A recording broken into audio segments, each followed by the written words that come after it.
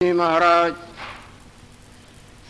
भगवान राम को जो मंगलमय प्रसाद दे चुके हैं, वही मंगलमय प्रसाद भगवान लक्ष्मी नारायण देव की अपार कृपा से हम सबों को प्राप्त होता आ रहा है। पूर्व में गुरुदेव ने राम भगवान के प्रति काकभूषुंडी जी महाराज के सुंदर स्वरूप, चरित्रों इत्यादिकों पर प्रकाश डाला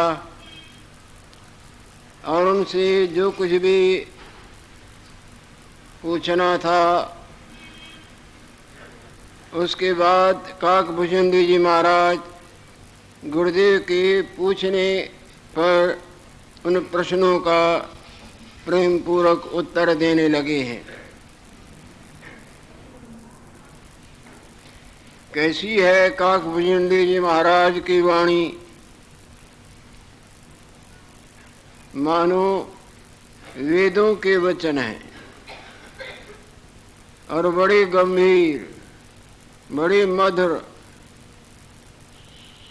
और प्रेम पूर्वक गुरुदेव के प्रश्नों का काकभूषुंडी जी महाराज उत्तर देने लगे हैं।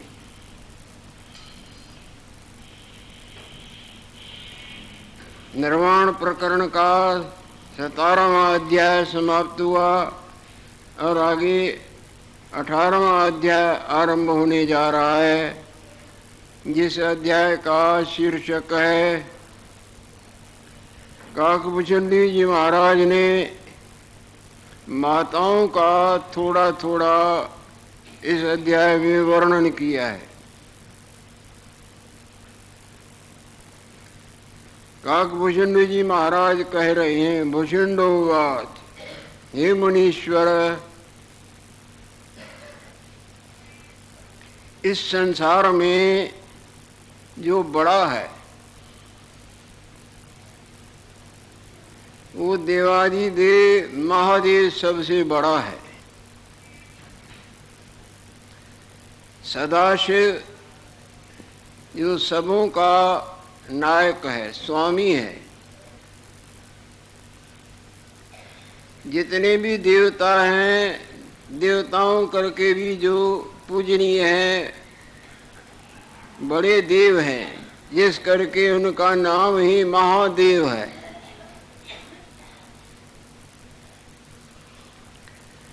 और उनके आधे शरीर में अर्धांगी भगवती गौरी विराजमान है, जिन्होंने अपने आधे अंग में गौरी भगवती को धारण किया है। कैसे हैं देवादिदेव महादेव जो महासुंदर हैं, तीन जिनके नेत्र हैं और बड़ी जटाओं को अपने सिर पर धारण किया हुआ है। मस्तक पर चंद्रमा शोभा देता है। कैसे हैं चंद्रमा, जिससे अमृत परा टपकता है, बहता है। और गंगा माता जिसकी जटाओं के चारों तरफ पड़ी चलती है। जिस तरह किसी के गले में, कंठ में फूलों की माला धारण की हुई है हो, इसी तरह देवादिदेव महादेव के जटाओं में से वो गंगा माला की तरह शोभा पा रही है।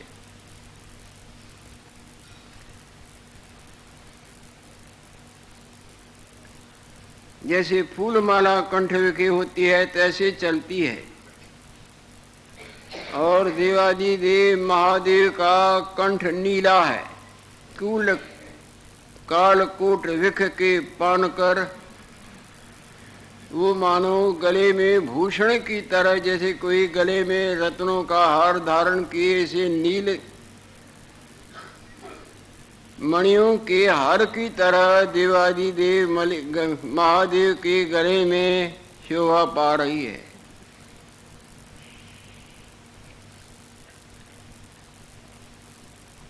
कालकूट वृक्ष के पान कर वह विभूषण हो गया है और गले में रुंडों की माला धारण की हुई है और सारे शरीर में भस्म लगी हुई है और दिशाएं जिसके वस्त्र हैं और वस्त्र नहीं, सारे शरीर में विभूति धारण लगी हुई है।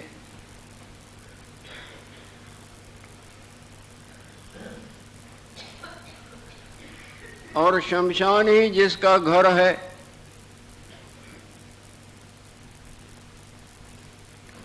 और महाशांत रूप है, साधारण शांत नहीं। एक तो मौन करके रहना और एक मन को मौन आ जाए, वो बड़े भाग्यवान होते हैं। महाशांत रूप और आनंद पूर्वक विचरते रहते हैं।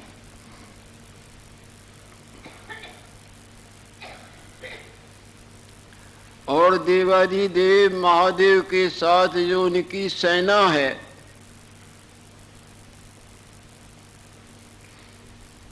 भोलेनाथ के सेना के बड़े विचित्र ही आकार हैं, महाभयानक आकार, साधारण भयानक नहीं। भूत पिशाच डाकनिया चाकनिया समझो। काकभूषण जी महाराज उनके थोड़े रूपों का वर्णन करते हैं। किसी के तो रुद्र की नाई 3 नेत्र हैं। उस सेनाओं के रूपों पर जो भगवान शंकर के साथ में विचरते हैं या रहते हैं या उनके सेवक हैं। किसी के 3 नेत्र हैं, जैसे देवादिदेव महादेव के 3 नेत्र हैं। उनमें महादेव के सेना के रूप, किसी का तो तोते की तरह मुख है। मुख तो तोते की तरह, बाकी देह जैसे होती है ऐसी तरह।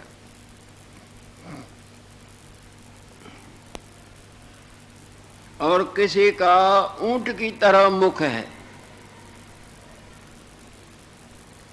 और उन सेनाओं में किसी का गधे की तरह मुख है और किसी का बिल्ले की तरह मुख है।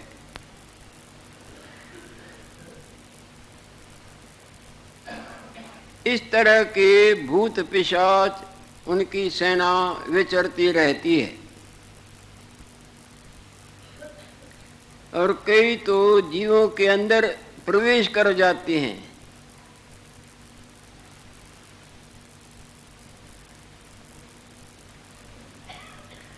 रक्त और मांस का वो भोजन करते हैं।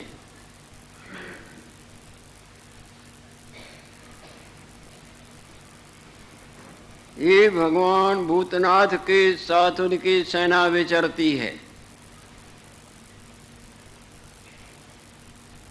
और कई वो भोलेनाथ के जो सैनिक हैं,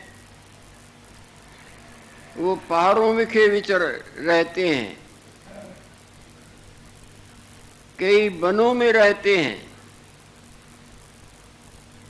और कई गुफाओं में रहते हैं, कई शमशानों में रहते हैं। भूत पिशाचों का वर्णन कर रही।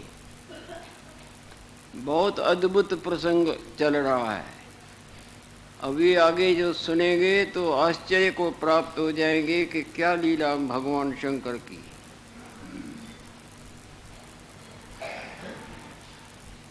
अभी तो देवियों का वर्णन करेंगे और वो देवी इकट्ठी होके माता पार्वती को मार देंगी। और जैसे सब्जी बनाई जाती है, इसी तरह सब्जी बना के खा जाएंगी और फिर प्रकट करेंगी। बड़ी आश्चर्य की लीला आदि से सुना रहे हैं कि मेरी उत्पत्ति कैसे हुई है। कई कंदरा विखे, कई शमशान विखे इत्यादि के स्थानों में वो विचरते रहते हैं।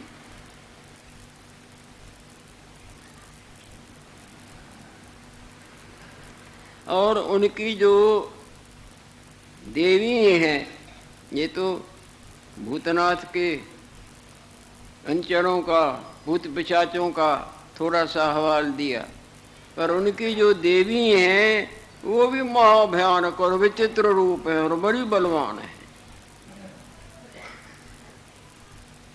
और उन देवियों की भी बड़ी भयानक क्रियाएं होती हैं और उनके आकार भी बहुत ही भयानक हैं। उन देवियों में जो मुख्य देवी हैं भूत पिशाचों की, देवादिदेव महादेव की सेना की,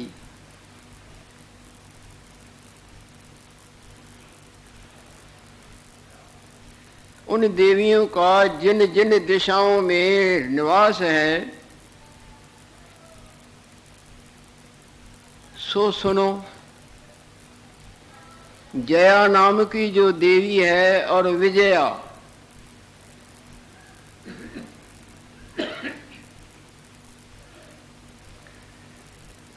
जया और विजया और जित और अपराजित, ये वाम दिशा की तरफ रहती हैं।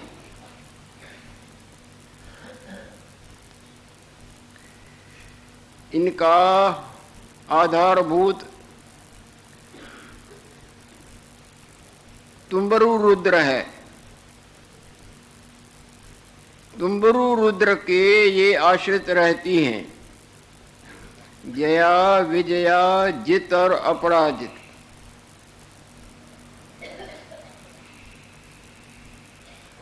और सिद्ध और सुख का और रक्त का और उत्तला, ये चार दूसरी देवियां भैरव रुद्र के आश्रित रहती हैं।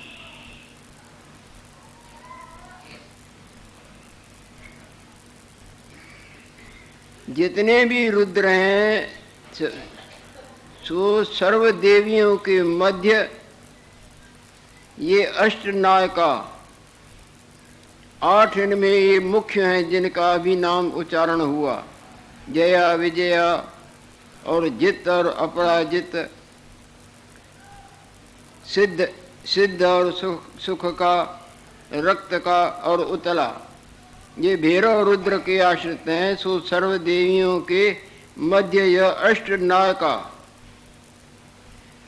और 100,000 देवियां और हैं, शत सहस्र देवियां हैं। रुद्राणी, वैष्णवी, ब्रह्माणी, वाराही, वायवी, कौमारी, वासवी और गौड़ी और सौड़ी, वासवी और सौड़ी इत्यादि शत सहस्र देवियां हैं।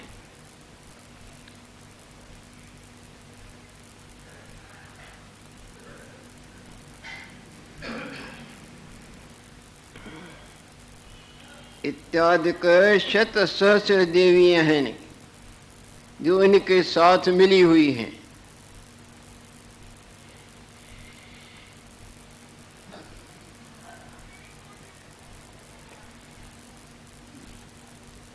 इनके साथ मिली हुई आकाश विखी उत्तम देव, किन्नर, गंधर्व, पुरुषासुर संभवती हैं। इनमें मिली हुई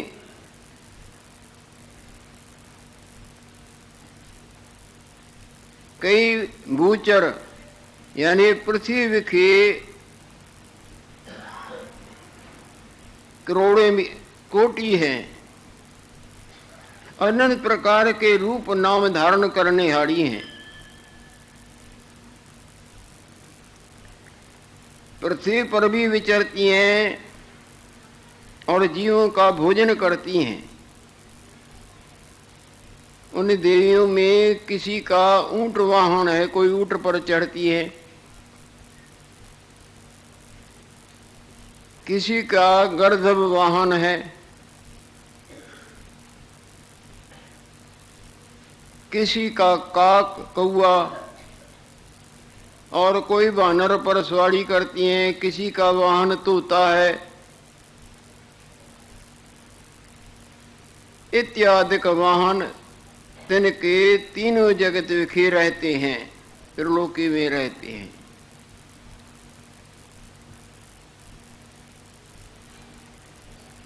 उन देवियों में कई देवियां तो पशु धर्मणी हैं।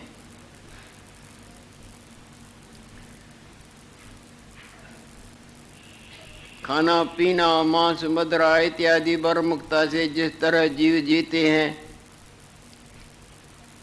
भोग परायणताई में जिस तरह जीवों का जीवन कटता है, और कईयों का परमार्थ परायणताई में जीवन कटता है, तो इनमें जो कई देवी हैं वो पशु धर्मणी है। जिस तरह पशु जीवन काटते हैं, इसी तरह उनका खाना पीना, रक्त मांस और गलत कर्म जो भी समझ में आवे, इन देवियों विखे कई पशु धर्मणी हैं जो क्षुद्र धर्म विखे स्थित हैं, साधारण तुच्छ बरमुखता में विचरती हैं। और कई ऐसी भी हैं जो जानने योग्य बात को जानती हैं, वास्तवताई को जानती हैं, जो क्षुद्र धर्म नहीं परमार्थ के मार्ग में आगे प्रवीण है। विदित अवेद्य जो जीवन मुक्त पद में स्थित हैं।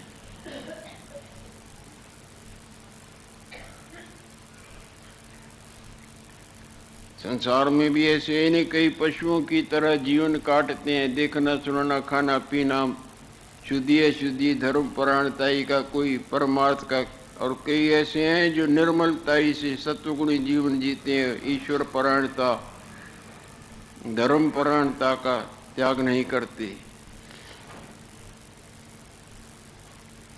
और कई विदित वेद्य जीवन मुक्त पद विखे स्थित हैं, इन वो देवियों का वर्णन करते हैं।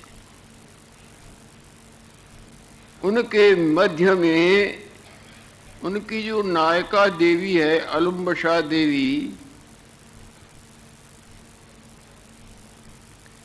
जिस तरह भगवान नारायण देव का गरुड़ वाहन है, सरस्वती देवी का मयूर वाहन है, और अग्निदेव का तोता वाहन है, जैसे विष्णु का वाहन गरुड़ है, तैसे उस अलम्बशा देवी का वाहन काक है, कौआ।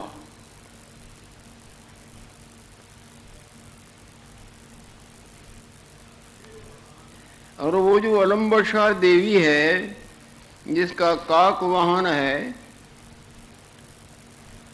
आठों सिद्धियों के ऐश्वर्य कर संपन्न है।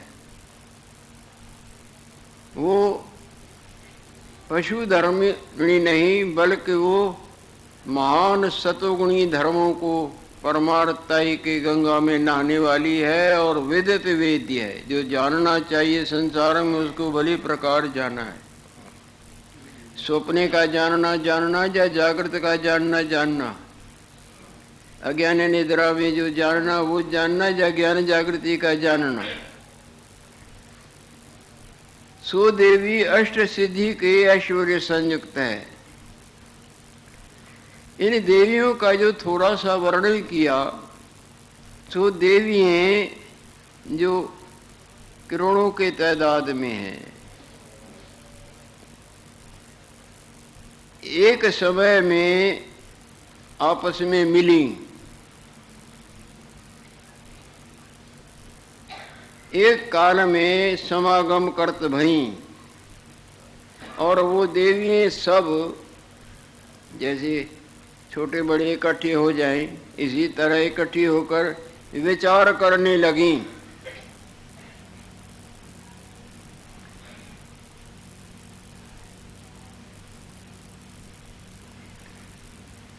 विचार करत भई जगत के जो पूज तुम्बरु और भैरव को पूजती भई, महादेव का पूजन करती हैं। और उन बड़े जिनका ऊपर तुम्बरु और भैरव, जिनके 8 देवियां अधीन रहती हैं, उनका वो रुद्र भगवान का पूजन करत भई।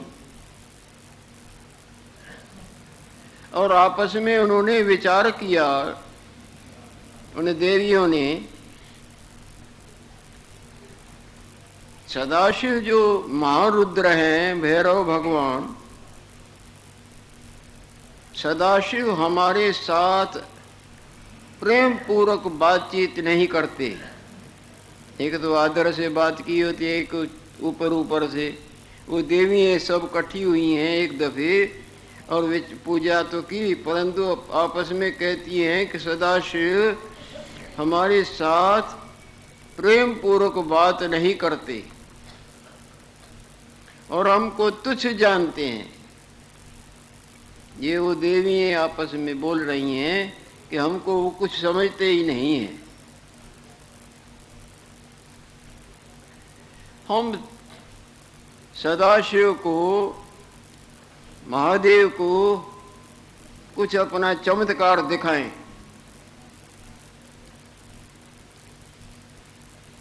हम उसको कुछ अपना प्रभाव दिखावें।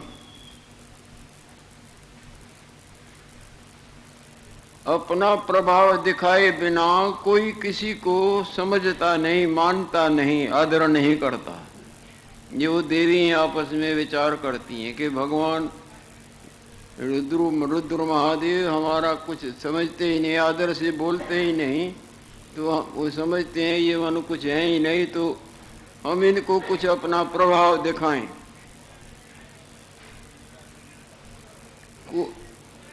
अपना प्रभाव दिखावें। प्रभाव दिखाए बिना कोई किसी को नहीं जानता। भगवान राम यदि घर में ही बैठे रहते तो आज भगवान को भगवान करके मानते। राजकुमार राजा दशरथ का लड़का हुआ था, जब प्रभाव दिखाया अपना, रावण जैसों को पछाड़ दिया और कई चमत्कार, तो आज उनको मानते हैं नहीं कि हाँ महाशक्ति है। भगवान कृष्ण भगवान भी अपने चमत्कार न दिखाते तो दुनिया आज उनको मानती क्या। हम इसको कुछ अपना प्रभाव दिखाए बिना को किसी को नहीं जानता। ऐसा विचार करके वो उमा देवी जो है नी, महादेव की पत्नी पार्वती माता, उसको वो किसी तरह भी फुसला फुसलू के मीठा बोलना या मीठा आदर सम्मान करके चुरा के ले गई। पार्वती को ही चुरा के ले गई, जो भगवान शंकर के अर्धांग में विराजमान रहती हैं, और उसको चुरा के दूसरी जगह पर जाके उत्सव जैसे करते हैं, नहीं गोठ करते हैं, खाना पीना नाचना ये वो पार्वती को उठा के ले गई हैं। यहाँ अध्याय समाप्त हुआ। और नाचने को दें और पार्वती को क्या करती है वो सुने। यहाँ दूसरा अध्याय आरंभ होने जा रहा है। इस अध्याय में काकभूषुंडी जी किस जगह कैसे वहाँ पहुँचते हैं, उन अपना आलय कैसे देखते हैं, जन्म कैसे होता है, वहाँ रहना करना, उन्हीं का वर्णन आगे आएगा। भूषुंडोवाच हे मुनीश्वरो, गुरु वशिष्ठ जी महाराज के प्रति बोलते हैं। और भी वहाँ बड़े बड़े विद्वान और तपस्वी जो कौवे का रूप धारण करके अथवा और भी बैठे होंगे, उनकी सबके प्रति बोल रहे हैं। हे मुनीश्वरो, फिर वे देवियाँ मांस और मदिरा खूब सेवन करने लगी। मध्य मांस आदिक भोजन करत भई और माया के अपने चमत्कार के छल से पार्वती को मार दिया और उनको जैसे ने चावल रांधे जाते पकाए जाते चावलों की तरह पका भी दिया। पार्वती को मारकर चावल की न्याई रांधा, जैसे तैयार हो जाता है ना सब सामान तो नाचते और खाते हैं मध्य मास का से, इसी तरह नाचने और गाने लगी।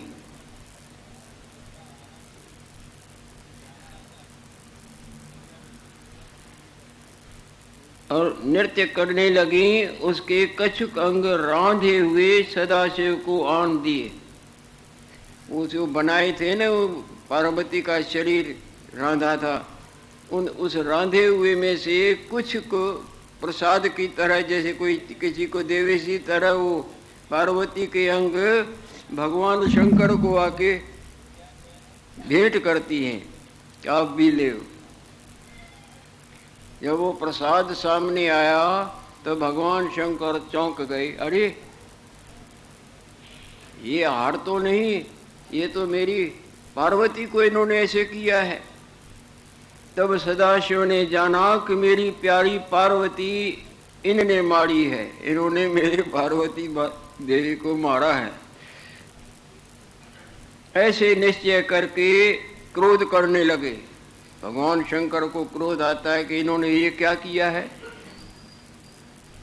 जब भगवान शंकर क्रोध करने लगे तब वो क्रोध के से जो अग्नि निकले उस अग्नि से पहले ही जो जो उन्होंने खाया था अपने अपने शरीर से वो अंग निकाल के सब इकट्ठे करके रख दिए। जो अपना प्रभाव दिखाती है महादेव को।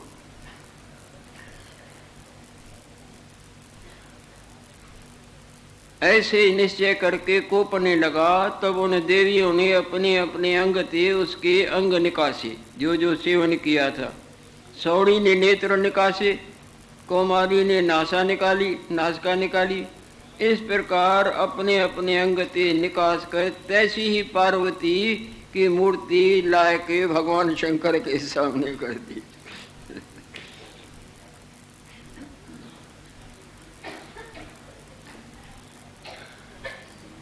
तैसी ही पार्वती की मूर्ति ला दीनी और नृत्य कर विवाह दोबारा भगवान शंकर का विवाह कर दिया।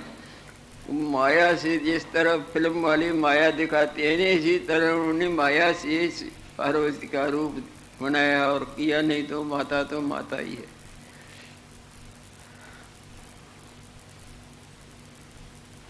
अभी नहीं देखा टीवी में कैसे जरासंध को मारते हैं, चीर देते हैं और फेंक देते हैं और उनके फेंके हुए अंग भी हिल रहे हैं। माया से जिस तरह इसी तरह इन्होंने भी भगवती पार्वती का हरण करके उनका जैसा लीला करके भगवान शंकर को दिख। इस प्रकार अपने अपने अंग ते निकास कर तैसी ही पार्वती की मूर्ति लाए देने और नूतन विवाह कर दिया। भगवान शंकर का दोबारा मानो विवाह कर दे। तब सदाशिव बड़े प्रसन्न हुए। सर्वठोर उत्साह आनंद किया। ब्याह शादी में जिस तरह खुशी मनाते हैं इसी तरह सब जगह वो अब आनंद। पार्वती का दूसरा ब्याह कर दिया भगवान शंकर का और सब नाचने गाने और प्रसन्न हो गई। तब सदाशिव प्रसन्न भया। सब जगह उत्साह आनंद किया। तब इस तरह भगवान शंकर को दिखा दिया कि अपना प्रभाव दिखाया कि हम क्या कर सकती हैं। तब सर्व देवियां अपने अपने स्थान को गईं और फिर इस तरह से मिल मिला के भोलेनाथ को नमस्कार करके फिर अपने अपने जिधर जिधर से आई थी इकट्ठी हुई थी वो उधर उधर चली जाती। और चंद्रमा का काक जो अलम्बुशा देवी का वाहन था, चंद्रमा का चंद्रनामा काक, एक कौआ था जो अलम्बुसा देवी का वाहन था, जिसका नाम था चंद्र। चंद्रनामा जो कौआ था वो अलम्बुसा देवी का वाहन था, जिस अलम्बुसा देवी का थोड़ी पहले वर्णन आया है, जो अष्ट सिद्धि संयुक्त और ज्ञात गेय है।